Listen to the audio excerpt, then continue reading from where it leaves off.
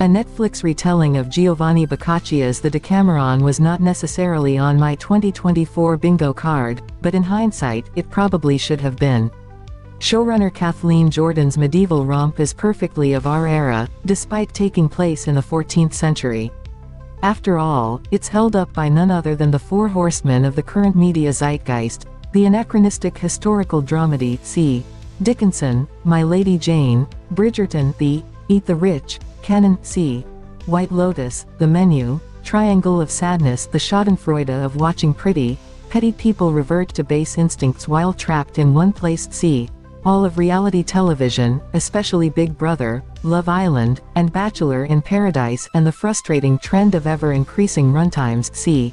Everything Ever.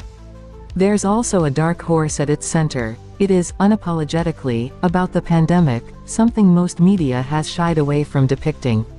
It helps, surely, that the central pandemic of the Decameron is a far less recent, far more mythologized one. All the soapy drama and raunchy slapstick stem from the characters' desperate attempts to block out the devastating reality of the Black Death, which continues to ravage Italy with no signs of stopping. For all the liberties the series takes with the source material, and there are many, it is a loose adaptation the way a poncho is a loose rain jacket. It would be near impossible to have any version of the Decameron not revolve around the plague. Boccaccio's famous book of short stories is framed around it, with the stories in question all being told by a group of nobles attempting to pass the time as they hide out from their native plague-ridden Florence in a beautiful country villa. Like a scooped bagel, Jordan's adaptation takes the premise of a pandemic-induced Big Brother situation and hollows out the rest, replacing the bready goodness of Boccaccio's mosaic with lots and lots of filling. And look, I love cream cheese as much as the next Jewish girl, but there is such a thing as too much of it, at which point I just start feeling a little sick. Despite the series' noble attempts at class commentary and pandemic reverence, the Decameron gorges so thoroughly, and for hour-long episodes at a time, on zany shenanigans of both bloodlust and regular lust that it fails to leave much of a meaningful impression beyond a general sense of excess. It's not bad, per se, I just wish there was a little less of it. The Decameron is a true ensemble show, its characters fighting over screen time and each other in equal measure. Girls Zosha Mamet plays Pampania, the elderly Red, 28 woman of the house, presiding over the villa in the conspicuous absence of her betrothed fiancé, whom she's never actually met. What she lacks in genuine connection to her missing future husband she makes up for in pathological obsession and diabolical power trips, which her handmaiden Misha dairy girl Saoirse Monica Jackson, who puts those big eyes of hers to work in every scene, is the foremost recipient of. Their relationship often feels akin to Veep's Selena Meyer with her bagman Gary Walsh, in all its toxic, mutually dependent glory. While Jackson is the Gary in that dynamic, Tony Hale, yes, Veep fame, dons his typical manic, desperate to please, just a tad unhinged typecast to serve as the villa's steward, a sharp contrast to the steely frustration of Stratilia Layla Farzad, the long-suffering cook. There's sexy Dr. Dionio Amar Chadha Patel, who rightfully called his character a medieval fuckboy, and his hypochondriac patient, the misogynistic, socially challenged nobleman Tindaro Dougie McMeekin, who would feel right at home on Reddit and in a fedora. And I would be remiss not to mention the lavender marriage between the hyper-religious and hyper-horny neophile Lou Gala and the surprisingly likable opportunist Panfilo Karen Gill. Stealing the show, though, is Sex Education's Tanya Reynolds, who manages to bring a believable humanity to the eccentric Lysiska, a longtime servant to the bratty Philomena Jessica Plummer before, on a violent whim, taking the mantle of noblewoman for herself. The show's plot is simple: these beautifully costumed people are trapped in a gorgeous Italian villa together. 2. Hijinks ensue. Like many Netflix originals, the Decameron is often heavily tropey, but unlike its peers, that's a fact it is gleefully aware of and often explicitly leaning into. And while that's fun for a time, this purposeful soapiness makes not only its twists and turns but its jokes at large feel all too telegraphed well in advance. While some characters do develop and grow, they're exactly the ones you would expect, others only sink to lower depths, always in the ways you anticipate. The show is funny in a broad sense, it's funny to watch people act like idiots, sure.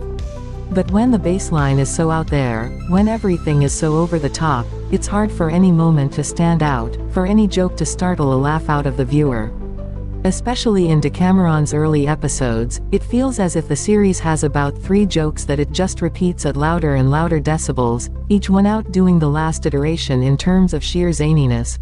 God-obsessed Neophile wants to jump a man's bones, and so does her husband. The insufferable Dionio is, in fact, insufferable. Pampania is, gasp, 28, and so on and so forth.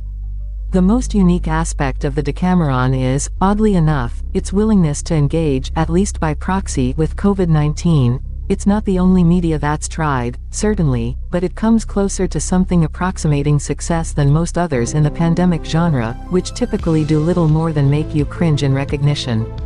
Decameron is strange to watch in our, largely post-COVID existence today. We may feel tempted to roll our eyes at the characters' attempts to block out the plague by shoving flowers up their nostrils, but it's hard to judge them too harshly, considering the so-called leader of the free world once suggested injecting bleach into the human body to fight off our own modern virus.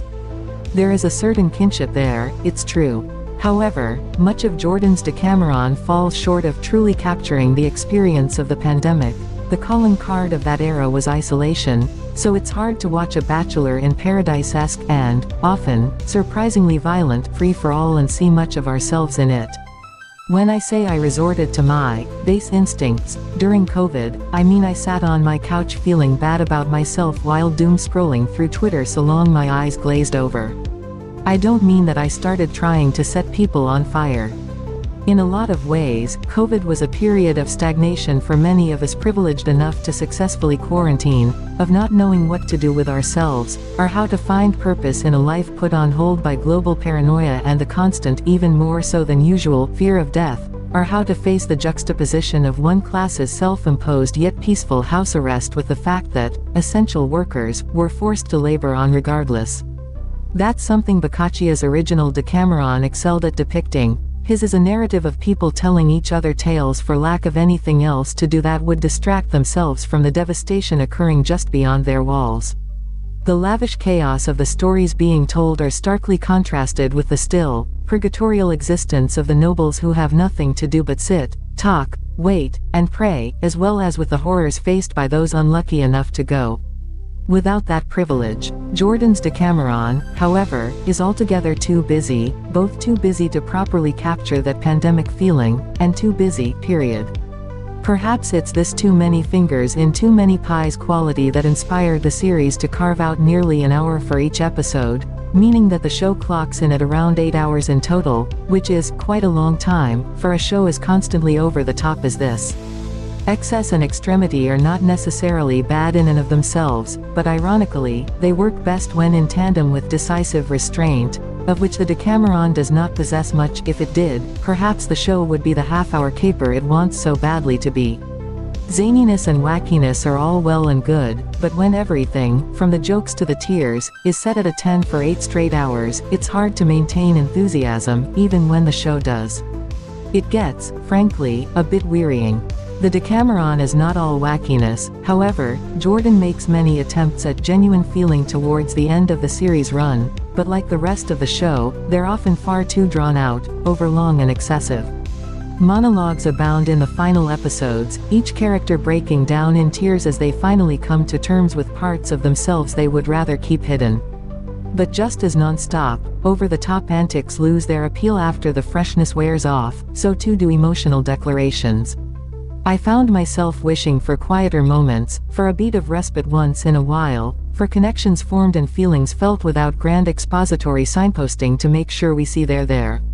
Amidst all of it, there are genuinely illuminating, great moments, like when a grieving Panfilo is told, point blank, that everything is terrible and he will never recover, and he stops in his tracks, unable to do anything but laugh at the truth of it.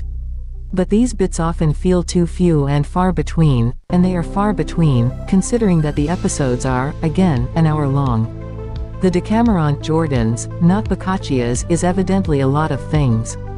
It's pandemic media, through and through. It's a lusty slapstick a la medieval Love Island, as actress Reynolds put it. It's soapy drama chock full of betrayals and tears. It's a fairly self-explanatory class commentary, with servants and masters waging catty warfare against each other night and day. One thing it's not, however, is the Decameron Boccaccias, not Jordan's. The Netflix series takes the framing of Decameron, but none of its innards, save for a reference or two. And that's a shame. The Decameron might actually work incredibly well as an anthology show, with the outside plot continuing around the edges of each episode's day of stories. I'm certainly no prude for historical reverence. For instance, I love the sheer ridiculousness of My Lady Jane's alternative history, wherein the alternative in question had a lot to do with the inexplicable presence of Animorphs-style shapeshifters, but by changing the premise so dramatically, Jordan's Decameron loses not only its namesake, but its potential for originality. Because, when it comes down to it, the Decameron does little that has not already been seen. It's simply My Lady Jane plus Love Island plus White Lotus. And since it's so busy trying to accomplish all three of those errors at once, while also attempting to establish a cohesive pandemic narrative, it falls just a little shy of a success in any one category. It's fun to glut yourself on, but it's more an indulgence than a satisfying meal, and by the time you reach the end, it's hard not to wish you had indulged a little less.